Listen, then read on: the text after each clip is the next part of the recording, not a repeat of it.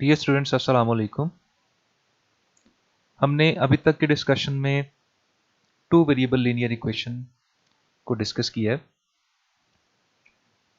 X और Y ये दो वेरिएबल्स थे। हमने जितनी भी इक्वेशंस अभी सॉल्व की लीनियर इक्वेशन, उसमें सिर्फ एक्स और वाई दो वेरिएबल थे। अब हम लीनियर इक्वेशन के टॉपिक को डिस्कस करते हैं जिसमें एन वेरिएबल्स इन्वॉल्व होंगे। एन वेरिएबल्स मीन्स कि जितने मर्जी वेरिएबल्स, आपकी मर्जी है, 3 वेरिएबल्स, 4 वेरिएबल्स, यानी मोर देन 2 वेरिएबल्स, जितने भी वेरिएबल्स आप इन्वॉल्व करना चाहते हैं। So the topic is linear equation with n variables. So a linear equation involving n variables x1, x2, x3, xn तक जितने मर्जी आप रख लें has the general form। ये उसकी जनरल फॉर्म यहाँ पर लिखी हुई है। जनरल फॉर्म को एक्सप्लेन करने से पहले I would like to tell one thing कि हमने टू वेरिएबल लीनियर इक्वेशन में दो वेरिएबल्स लिए थे। अभी जो प्रीवियसली हमने जितने भी लेक्चर्स डिस्कस किए, उस टू वेरिएबल लीनियर इक्वेशन में दोनों वेरिएबल्स के नाम एक्स वाई रख दिए थे हमने। ठीक है, कोई डिफरेंट नाम रख दिए थे, एक्स वाई या टी जेड, वट एवर, जो भी आपकी मर्जी, दोनों डिफरेंट नाम थे वेरिएबल्स के। लेकिन अब लीनियर इक्वेशन जिसमें मोर देन टू वेरिएबल्स हैं, उसमें हम डिफरेंट नेम नहीं रखेंगे, यानी x y g a b c d e f g h इस तरह नाम नहीं रखेंगे। हम उस थोड़ा ईजी कर लेते हैं, हम सबका नाम एक्स रख देते हैं, तमाम वेरिएबल्स का। लेकिन उनको डिफ्रेंशिएट करने के लिए उनके साथ नंबर्स मेंशन कर देते हैं, यानी x1 एक फर्स्ट वेरिएबल है, x2 सेकंड वेरिएबल है, x3 थर्ड वेरिएबल है, सो ऑन, जितने भी आपने वेरिएबल्स इंक्लूड करने हैं xn तक, जितने मर्जी आप इंक्लूड कर लें, तो सब वेरिएबल्स के नाम x ही होंगे, बट उनके नंबर डिफरेंट होंगे, x1, x2, x3, और वो नंबर्स ये शो कर रहे होंगे कि ये डिफरेंट वेरिएबल्स हैं। ठीक है, अब एक लीनियर इक्वेशन जिसमें n वेरिएबल्स इन्वॉल्व होते हैं, यानी मोर देन 2 वेरिएबल्स, जितने मर्जी आप इन्वॉल्व कर लें, उसकी स्टैंडर्ड फॉर्म क्या होगी। जैसे कि हमने टू वेरिएबल लीनियर इक्वेशन में देखा था, standard form a x plus b y is equal to सी।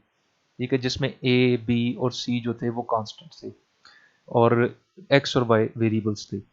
इसी तरह लीनियर इक्वेशन जिसमें n वेरिएबल्स हैं, उसकी स्टैंडर्ड फॉर्म या जनरल फॉर्म ये है, a1 x1 plus a2 x2 plus a3 x3 plus so on an xn तक is equal to b।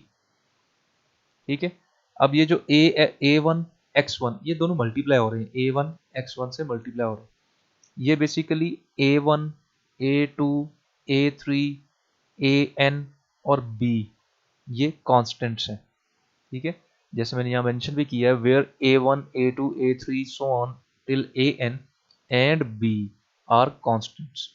ठीक है, तो इस n वेरिएबल लीनियर इक्वेशन के अंदर ये जो उसकी जनरल फॉर्म लिखी है, जितने भी a गिवन है और ये जो b गिवन है ये कांस्टेंट, और ये जो जितने भी x गिवन है, x1 x2 x3 so on, जितने भी x हैं ये सारे वेरिएबल्स हैं।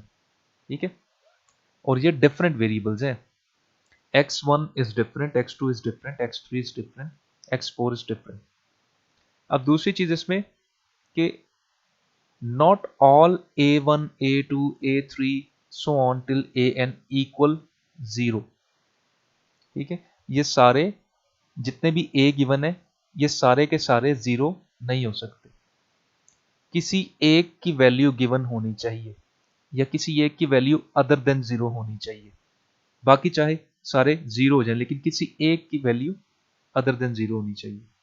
ठीक है, अगर हम इसे अंडरस्टैंड करने की कोशिश करें टू वेरिएबल लीनियर इक्वेशन से, तो उसमें स्टैंडर्ड फॉर्म थी a x plus b y is equal to c. अब एक्स वेरिएबल का कांस्टेंट क्या था, ए, वाई वेरिएबल का कांस्टेंट क्या था, बी। ठीक है, और उसमें ए और बी दोनों एट ए टाइम 0 नहीं हो सकते। हमने लीनियर इक्वेशन जो टू वेरिएबल पढ़ी थी उसमें हमने डिस्कस किया था कि ए और बी दोनों एट ए टाइम 0 नहीं होंगे, क्योंकि अगर ए और बी दोनों 0 हो जाए तो x भी 0 हो जाएगा a जब x से मल्टीप्लाई होगा, और b जब y से मल्टीप्लाई होगा तो y भी 0 हो जाएगा। तो जब x और y दोनों ही खत्म हो गए तो फिर उस इक्वेशन में से फाइंड क्या करना है? वेरिएबल तो सारे खत्म कर लिया आपने उनके कांस्टेंट को 0 करके, तो इक्वेशन में पीछे रह क्या जाएगा? उसमें से कुछ भी कैलकुलेट नहीं हो सकता। इसी तरह यहाँ पर जितने भी वेरिएबल्स हैं x1 x2 x3, जितने भी वेरिएबल्स हैं उनके साथ जो कांस्टेंट्स दिए हुए हैं a1 a2 a3, ये सारे कांस्टेंट्स जो हैं a वाले, ये एट ए टाइम 0 नहीं हो सकते, क्योंकि अगर सारे a हम 0 कर देंगे जो कि वेरिएबल्स के साथ मल्टीप्लाई हो रहे हैं, तो सारे वेरिएबल्स ही खत्म हो जाएंगे, तो पीछे इक्वेशन में से कुछ कैलकुलेट ही नहीं हो सकता। ठीक है, तो not all a1 a2 a3 so on till an equal 0, इनमें से कोई अगर for example 4 variable linear equation आपने लिया तो उसमें से मैक्सिमम 3 वेरिएबल्स के जो कांस्टेंट्स हैं उनको 0 रख सकते हैं आप, लेकिन एक को आपने जरूर अदर देन 0 रखना है, एक की वैल्यू लाजमी होनी चाहिए आपके पास, अदरवाइज उस इक्वेशन में से कुछ भी कैलकुलेट नहीं होगा। ठीक है, उसके बाद एक एग्जांपल लेते हैं। Let suppose 3x1 minus 2x2 plus 5x3 is equal to 0। ठीक है, अब ये एग्जांपल ये शो कर रही है कि a1 3 है, a2 माइनस 2 है, a3 5 है, और b के आपका 0, यानी b 0 हो सकता है, लेकिन सारे के सारे एज 0 नहीं हो सकते। एटलीस्ट एक ए की वैल्यू गिवन होनी चाहिए अदर देन 0, बाकी चाहे सारे 0 हो जाए, और बी तो 0 हो ही सकता है, उसका कोई इशू नहीं है। ठीक है, तो ये जो एग्जांपल है इसके अंदर सारे एज जो है वो 0 नहीं है, तो इसका मतलब है कि ये मोर देन 2 वेरिएबल या n वेरिएबल लीनियर इक्वेशन की एग्जांपल है, या स्पेसिफिकली कह सकते हैं कि ये 3 वेरिएबल लीनियर इक्वेशन की एग्जांपल है, इसमें 3 वेरिएबल इन्वॉल्व है x1 x2 x3। अब second example -x1 plus 3x2 minus 4x3 plus 5x4 minus x5 plus 2x6 is equal to -80। तो इसमें भी जितने भी एज हैं, ए कौन से हैं? ये जो a1 कितना है, x के साथ कौन सी वैल्यू दी है, अगर कोई वैल्यू ना हो तो 1 होता है, तो a1 बेसिकली -1 है, a2 3 है, a3 -4 है, a4 5 है, a5 -1 है, a6 2 है। तो जितने भी एज गिवन है ये सारे 0 थोड़ी हैं।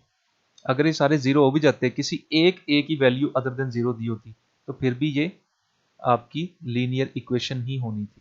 ठीक है, तो यहां पर क्योंकि हमारे पास जो हमने अभी रूल्स पढ़े कि सारे एज 0 नहीं हो सकते, उसके मुताबिक सारे रूल्स पूरे हो रहे हैं, तो इसका मतलब ये एक मल्टी वेरिएबल, या इसको n वेरिएबल, या स्पेसिफिकली 6 वेरिएबल लीनियर इक्वेशन कह सकते हैं। ठीक है, अब सोल्यूशन सेट क्या है? जैसे हमने 2 वेरिएबल लीनियर इक्वेशन में देखा था कि उसका सोल्यूशन सेट क्या होता है, जो उस इक्वेशन को सेटिस्फाई कर सकता है, और उसके सोल्यूशन सेट में बेसिकली x और y का एक पेयर शामिल होता है। ठीक है, और वो पेयर उस इक्वेशन में अगर पुट करें वैल्यूज x और y की, तो वो उसे सेटिस्फाई कर सकता है उस 2 वेरिएबल लीनियर इक्वेशन को। ठीक है, इसी तरह हमारे पास जो n वेरिएबल लीनियर इक्वेशन है उसका सोल्यूशन सेट क्या होगा? उसका सोल्यूशन सेट बेसिकली रीड करने का स्टाइल वही होगा जैसे हमने सोल्यूशन सेट रीड किया था 2 वेरिएबल लीनियर इक्वेशन में। सोल्यूशन सेट जिसे हमने एस से डिनोट करते हैं, solution set is equal two elements x1 x2 x3 so on till xn such that equation a1 x1 plus a2 x2 plus a3 x3 plus so on till an xn is equal to b is satisfied। ठीक है, तो ये इसका solution set है, यानी इसके solution set में ये जितने भी वेरिएबल्स हैं इनका जो कॉम्बिनेशन है, अब पेयर तो नहीं कह सकते, 2 वेरिएबल लीनियर इक्वेशन में 2 ही वेरिएबल थे x और y, और उनका जो पेयर होता था उसकी वैल्यूज का पेयर जो उस इक्वेशन को सेटिस्फाई करता था, यानी उस x और y की ऐसी वैल्यूज जो उस इक्वेशन में पुट करने से इक्वेशन की दोनों साइड्स इक्वल हो जाती थी, सेटिस्फाई हो जाती थी इक्वेशन, उस x और y के पेयर को हम सोल्यूशन सेट कह देते थे। ठीक है, और उससे पेयर कहते थे क्योंकि दो ही वैल्यूज थी उसके अंदर x और y। लेकिन यहाँ पर more than two variables involve है ना, मोर देन टू वेरिएबल्स की वैल्यूज आपको चाहिए जो इस इक्वेशन को सेटिस्फाई कर सकें। तो अब इसे पेयर तो नहीं कह सकते, तो इसे हम कॉम्बिनेशन ऑफ वैल्यूज कह लेंगे। ठीक है, अब मैं पेयर ऑफ वैल्यूज के बजाय कॉम्बिनेशन ऑफ वैल्यूज कहा करूंगा। पहले मैं टू वेरिएबल लीनियर इक्वेशन में कहता था pair of values of x and y that can satisfy the equation. अब मैं कहूंगा combination of values of x1 x2 x3 x4 जितने भी x हैं that can satisfy the equation. यानी सोल्यूशन सेट क्या है कि अगर आपके पास थ्री वेरिएबल लीनियर इक्वेशन है, ठीक है, तो उसमें जो three variable x1 x2 x3 उनकी ऐसी वैल्यूज जो कि उस इक्वेशन में पुट करने से इक्वेशन की दोनों साइड इक्वल हो जाए, यानी वो इक्वेशन सेटिस्फाई हो जाए, तो वो तीन वेरिएबल्स की जो वैल्यूज का कॉम्बिनेशन है, combination of values of three variables, ये उस इक्वेशन का सॉल्यूशन सेट होगा। ठीक है, तो इसको मैंने नीचे जो मैंने रीड किया है इस सॉल्यूशन सेट को कैसे रीड करते हैं उसमें मैंने लिख भी दिया, the solution set consist of elements, ये वाले एलिमेंट्स, सच दैट, ये जो वर्टिकल लाइन है ये सच दैट को शो करती है, द इक्वेशन, ये जो इक्वेशन लिखी हुई है, इज सेटिस्फाइड। ठीक है, यानी इन वेरिएबल्स की वो वैल्यूज जो इस इक्वेशन में पुट करने से इस इक्वेशन की दोनों साइड्स को इक्वल करते हैं, ये वो कॉम्बिनेशन ऑफ वैल्यूज बेसिकली इस इक्वेशन का सॉल्यूशन सेट होगा। अब हम मूव करते हैं मेथड टू सॉल्व, यानी इस equation more than two variable linear equation या एन वेरिएबल लीनियर इक्वेशन को कैसे सॉल्व करते हैं। सॉल्व करने से मुराद कि उसमें से हम वेरिएबल्स की वैल्यूज कैसे कैलकुलेट करते हैं।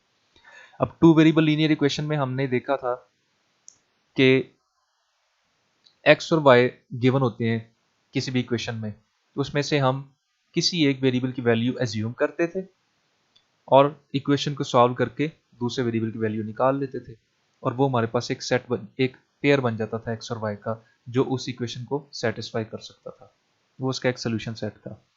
ठीक है, इसी तरह अब हम यहाँ पर क्या करेंगे, यहाँ पर हमारे पास let suppose three variable linear equation है, मोर देन टू है ना, थ्री वेरिएबल लीनियर इक्वेशन रख लें या फोर वेरिएबल लीनियर इक्वेशन ले लेते हैं। अगर हमारे पास फोर वेरिएबल लीनियर इक्वेशन है तो उसमें फिर हम किसी एक वेरिएबल की वैल्यू निकालना चाहते हैं तो फिर हमें बाकी के तीन वेरिएबल्स की वैल्यूज को एज्यूम करना पड़ेगा। बाकी तीन वेरिएबल्स की वैल्यूज को एज्यूम करेंगे तो हमारे पास फोर्थ वेरिएबल ऑटोमेटिकली कैलकुलेट हो जाएगा। फिर हम पहले हम x1 x2 x3 की वेरिएबल वैल्यूज एज्यूम करके x4 कैलकुलेट कर लेंगे, फिर हम x1 x2 x4 की वैल्यूज को एज्यूम करके आपका x3 कैलकुलेट कर लेंगे एंड सो ऑन। यानी हमें किसी तीन वेरिएबल्स, अगर फोर वेरिएबल लीनियर इक्वेशन है तो उसमें से किसी तीन वेरिएबल्स की वैल्यूज को एज्यूम करना पड़ेगा, फिर हमारे पास फोर्थ वन कैलकुलेट हो जाएगा। और अगर हमारे पास थ्री वेरिएबल लीनियर इक्वेशन है तो उसमें हमें किसी टू वेरिएबल्स की वैल्यूज को एज्यूम करना पड़ेगा और थर्ड वेरिएबल ऑटोमेटिकली कैलकुलेट हो जाएगा। अगर फाइव वेरिएबल लीनियर इक्वेशन है तो उसमें फोर वेरिएबल्स की वैल्यूज को एज्यूम करना पड़ेगा और फिफ्थ वन खुद ही कैलकुलेट हो जाएगा। तो बड़ा सिंपल मेथड है और उसी मेथड को यहाँ पे एक्सप्लेन किया है कि one way of identifying specific elements in S यानी solution set is to assume values for n-1, यानी n means total variables, अगर 5 variables हैं तो n-1 means 4 variables की values आपने assume करनी है, यानी assume values for n-1 of the variables। अगर total variables 5 हैं, यहाँ n5 है उसमें से -1 करें तो 4, यानी वो कह रहा है assume values of four variables, किसके लिए, फाइव वेरिएबल लीनियर इक्वेशन के लिए। और अगर सिक्स वेरिएबल लीनियर इक्वेशन हो तो यहाँ n 6 रखे -1 तो 5 आएगा, तो उन 5 वेरिएबल्स की वैल्यूज को एज्यूम करना पड़ेगा। जैसे मैंने पहले बड़ा सिंपली एक्सप्लेन किया कि जितने वेरिएबल्स इक्वेशन में मौजूद हों उसमें से किसी एक वेरिएबल को कैलकुलेट करने के लिए बाकी तमाम वेरिएबल्स की वैल्यूज को एज्यूम करना पड़ेगा, और वो जो एज्यूम्ड वैल्यूज हैं उनको फिर आप substitute these into the equation, उनको आप इक्वेशन में पुट कर दें और सॉल्व करें तो आपके पास जो रिमेनिंग एक वेरिएबल है जिसको आप कैलकुलेट करना चाह रहे हैं वो कैलकुलेट हो जाएगा। अब फॉर एग्जांपल हमारे पास एक 4 वेरिएबल लीनियर इक्वेशन है 2x1 plus 3x2 minus x3 plus x4 is equal to 16। अच्छा, मैं इसको सॉल्व तो हम करते हैं, लेकिन मैं फिर भी जनरली आपसे पूछता हूँ कि इसमें a1 a2 a3 a4 और b की वैल्यू क्या है, ये आप खुद से ज़रा सोच के अपने आप की बताइएगा, क्योंकि अब वीडियो में मुझे तो बता नहीं सकते आप, तो खुद से बस सोचिएगा। अच्छा, हम इसकी एग्जांपल की तरफ फर्दर आगे कंटिन्यू करते हैं। Find different combinations of values of all variables that can satisfy this equation. यानी वो कह रहा है कि x1 x2 x3 x4 के का ऐसा कॉम्बिनेशन कैलकुलेट करें जो इस इक्वेशन में पुट करने से हमारी इक्वेशन की दोनों साइड इक्वल हो जाए, सेटिस्फाई हो जाए। और एक कॉम्बिनेशन नहीं निकालना, एक से ज्यादा कॉम्बिनेशन निकालने, डिफरेंट कॉम्बिनेशंस निकालने। ठीक है, जैसे हम 2 वेरिएबल लीनियर इक्वेशन में एक पेयर नहीं निकालते थे, एक से ज्यादा पेयर भी निकाल सकते थे, और मैंने आपको बताया था कि इन्फिनिटी पेयर्स निकल सकते हैं जो उस इक्वेशन को सेटिस्फाई कर सकते हैं। तो इसी तरह यहाँ पर एक कॉम्बिनेशन की बात नहीं की उसने इस क्वेश्चन में, उसने कहा कि फाइंड डिफरेंट कॉम्बिनेशंस, एक से ज्यादा कॉम्बिनेशंस निकाल के बताएं जो इस इक्वेशन को सेटिस्फाई कर सकते हैं। और यहाँ पर भी ये कॉम्बिनेशंस इन्फिनिटी हो सकते हैं, जितने मर्जी कॉम्बिनेशंस बना सकते हैं आप जो इस इक्वेशन को सेटिस्फाई कर सकेंगे। ठीक है, तो लेट्स सपोज हमारे पास अब 4 वेरिएबल लीनियर इक्वेशन है, तो उसमें से हमने किसी एक वेरिएबल को निकालना है, तो बाकी 3 वेरिएबल्स को हम एज्यूम कर लेते हैं। फॉर एग्जांपल मैं x4 को निकालना चाह रहा हूँ, तो उसके लिए मुझे x1 x2 x3 को एज्यूम करना पड़ेगा। मैंने x1 को 2 एज्यूम कर लिया, x2 को -1 एज्यूम कर लिया और x3 को 0 एज्यूम कर लिया। अब मैं इन तीनों वैल्यूज को अपनी इक्वेशन में पुट कर देता हूँ, जो इक्वेशन थी मेरी एग्जाम्पल के अंदर।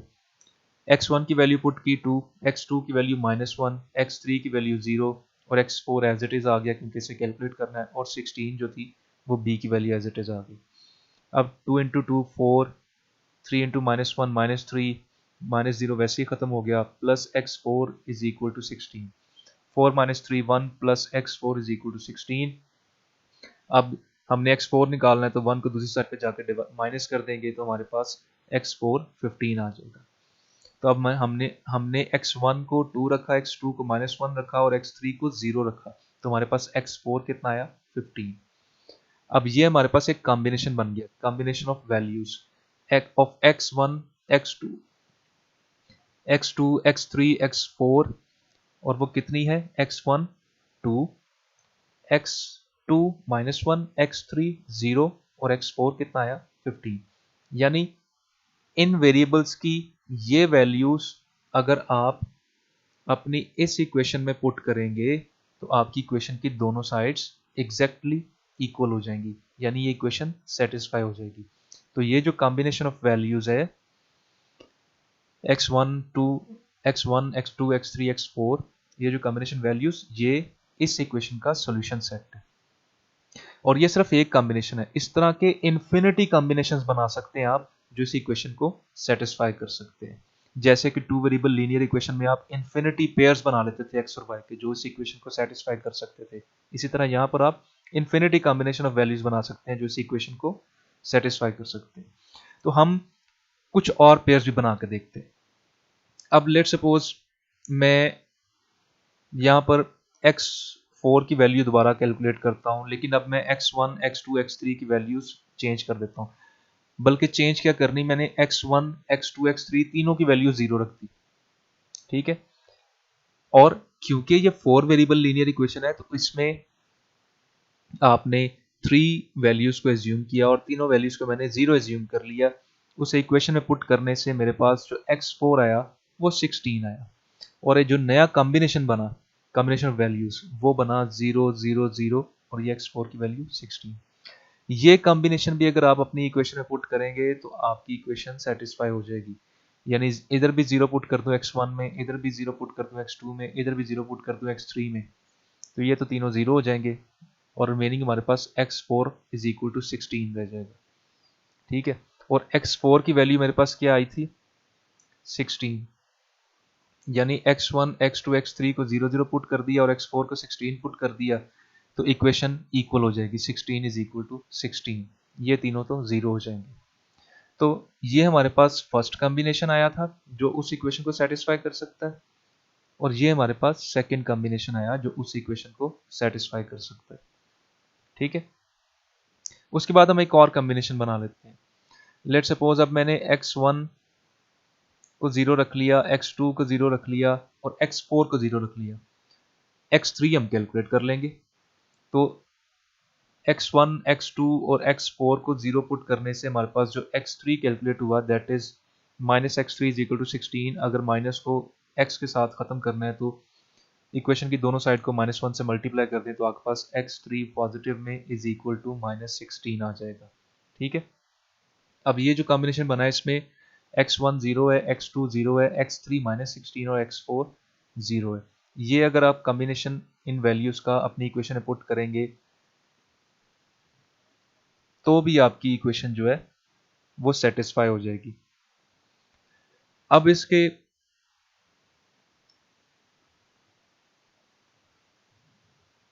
कुछ प्रैक्टिस क्वेश्चंस हैं जो हम अपने नेक्स्ट लेक्चर में इसको करेंगे, और कुछ आपके सेल्फ टेस्ट क्वेश्चंस भी आप उन्हें खुद ट्राई करिएगा।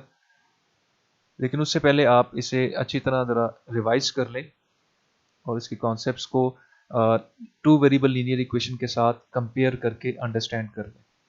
तो बड़ा सिंपल है, टू वेरिएबल लीनियर इक्वेशन और एन वेरिएबल लीनियर इक्वेशन ये दोनों मिलती जुलती चीज़ें हैं, सिर्फ इनमें वेरिएबल्स की क्वांटिटी डिफरेंट होती है, लेकिन बाकी मेथडोलॉजी तकरीबन सेम है। ठीक है, तो बाकी डिस्कशन हम नेक्स्ट लेक्चर में करेंगे।